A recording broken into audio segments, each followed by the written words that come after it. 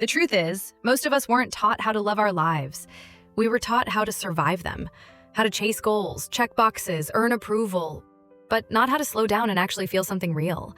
Not how to fall in love with this messy, unpredictable, imperfect life of ours.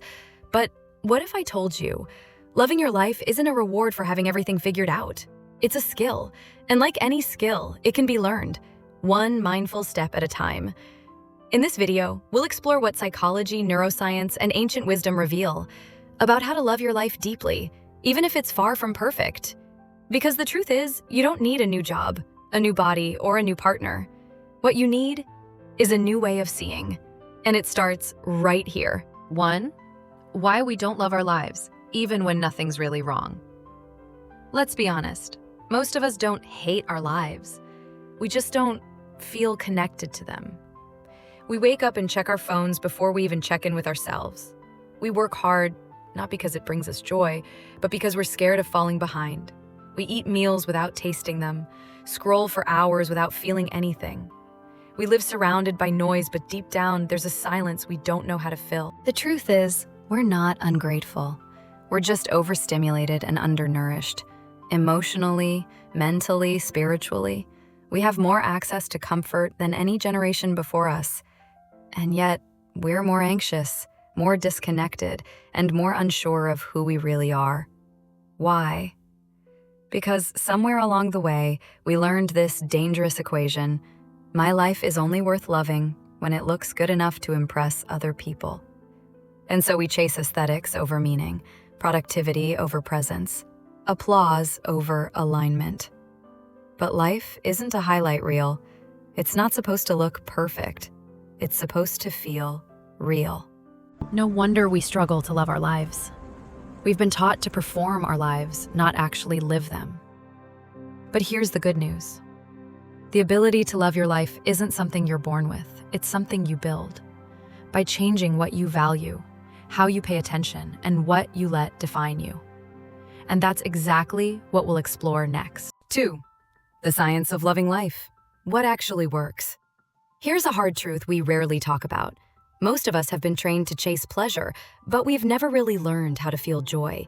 We scroll for dopamine hits, but we don't know how to sustain satisfaction once we get it. And that's not your fault. That's how the brain is wired: to seek novelty, to avoid discomfort, to repeat what's easy. But here's the twist. Loving life isn't about chasing highs. It's about building depth. Psychology tells us happiness is not a constant feeling. It's a byproduct of meaning, of connection, of showing up fully to what is real. And neuroscience agrees. Studies show that long-term joy doesn't come from big wins, but from something much simpler: the ability to be fully present in the moment you're already living. A quiet coffee alone, a real conversation with no distractions. The tiny, imperfect rituals that no one sees, but somehow make your soul feel held. The brain literally rewires itself when you slow down and pay attention. Gratitude isn't just positive thinking. It increases dopamine and reduces cortisol. Mindfulness isn't just meditation. It's choosing to notice the ordinary until it becomes extraordinary. And meaning, it doesn't come from doing more. It comes from doing the right things, the ones aligned with who you truly are. Want to love your life more deeply? Don't ask, how do I make my life more exciting? Ask instead, how can I be more awake to the life I already have? 3. Emotional anchors. Building a life that feels like home. You can have all the success in the world.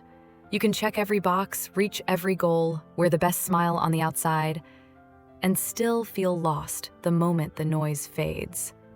Because here's the truth. A life you truly love isn't built on achievements. It's built on anchors, quiet things, soft things, the kind of things that make you feel safe, not just successful. Anchor number 1, people who see you and still stay. Not the hundreds who like your photos, but the one who calls when you disappear. The one who remembers how you take your coffee, who sees your mess and never flinches. Human connection is the deepest form of emotional grounding. Studies show even one close, safe relationship can protect you from anxiety, depression, and burnout. We are not meant to do this life alone, and we don't have to. Anchor number 2, doing things that make you feel like you. When's the last time you did something not for money, not for productivity, but because it made your soul feel like it could breathe again? Joy lives in expression, in dancing with your curtains closed, in painting badly, in making playlists no one will hear. Psychologists call this flow. When you're so present in what you're doing, you forget time, you forget ego, you just are. That is freedom. And freedom feels like home. Anchor number 3, choosing honesty, even when it's hard. There's a strange peace that comes from not pretending, from not having to wear a version of yourself that isn't real. Emotional safety begins inside. When your outside matches your inside, even just a little more each day. The bravest thing you can do sometimes is tell the truth. I'm tired. I'm scared. I don't know yet, but I'm trying. These are your anchors. They don't shout, but they hold you quietly. They remind you that you don't need to prove anything. You just need to come home to yourself. 4, redefining loving life, what they never taught us. We grew up believing that loving life meant having everything figured out, that it looked like perfect mornings, dream jobs, glowing skin, endless motivation. But what if they were wrong? What if real love for life looks nothing like that? It's not always feeling happy. Life isn't an Instagram reel. Some days you don't glow, you survive. And that doesn't mean you're failing. It means you're human. Loving life doesn't mean loving every minute of it. It means learning to stay, even when it's messy, even when it hurts, even when you don't understand the why yet. It's not chasing more, it's noticing what's here. You've been taught to chase the next goal, the next upgrade, the next version of better. But what if you already have something beautiful? You just haven't slowed down enough to feel it. A warm bed, a meal that tastes like childhood, a random laugh that caught you by surprise, that moment when you're with someone and you forget to check your phone. That's life, and it's happening, even when you're too busy chasing it. It's not about being constantly on. You don't have to be productive to be worthy. You don't have to earn rest. You are not a machine. Some of the deepest moments of being alive are the quietest ones. Sitting still, breathing in a memory, letting a tear fall without wiping it too fast. They didn't teach us this, that loving life isn't about being at the top. It's about being present even at the bottom. Maybe loving life isn't about making it perfect. Maybe it's about making it yours, bit by bit, with honesty, with softness, with fewer filters, and more feeling. Because when you stop performing, you start living. 5, the daily rituals that change everything. We often wait for big things to feel alive. A dream job, a new city, a relationship that finally clicks. But the truth is, life doesn't change in one big moment. It changes quietly, through small things, done repeatedly. 1, start your day with presence, not pressure. Before you check your phone, before your brain fills with to-dos and deadlines, take 2 minutes, just breathe. Ask yourself, what kind of person do I want to be today? Not what to achieve, not what to prove, just how do I want to show up? That tiny pause can change everything. 2, create a joy inventory. Every night, ask yourself, what made me smile today, even for a second? It could be a dog wagging its tail at you, a silly text, a quiet walk. When you start collecting joy, you realize how much beauty was always there. 3, protect your no-phone zones. Your peace deserves boundaries. Designate just 1 hour a day where you're unreachable, even by choice. During that time, do something fully present. Journal, take a walk without headphones, cook something slowly. Give your nervous system a break from being constantly available. You're not a notification. Life gets loud, but your inner voice, that's the one worth listening to.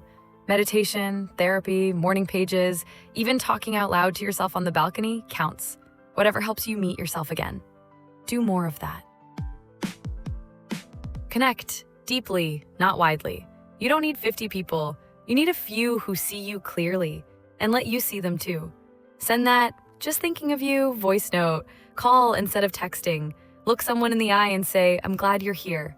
Because a life full of connection isn't full of people. It's full of presence. You don't need a brand new life. You need a new way of living the one you already have. The rituals you return to day after day, that's where your real life is being built. So build it with care, with beauty, with intention. Because when you learn to love the small moments, the big ones take care of themselves. Fall in love with life, one honest day at a time. You don't need a perfect life to love your life. You just need to show up, fully, for the one you already have. The ordinary morning, the late night thoughts, the quiet wins nobody claps for. All of it counts. Life is not a movie. There's no music in the background when you decide to heal. No audience claps when you choose peace over proving yourself. But those moments, that's where your life actually begins to change. Learn to stand still in the chaos and not lose yourself. Learn to look in the mirror and not look away. Learn to say, this is who I am, I'm still becoming, and that's okay. You don't need to chase excitement to feel alive. Sometimes the most alive you'll ever feel is simply being honest with yourself and gentle with your heart. Fall in love with your life, not because it's perfect, but because it's yours, and because you're finally here to live it.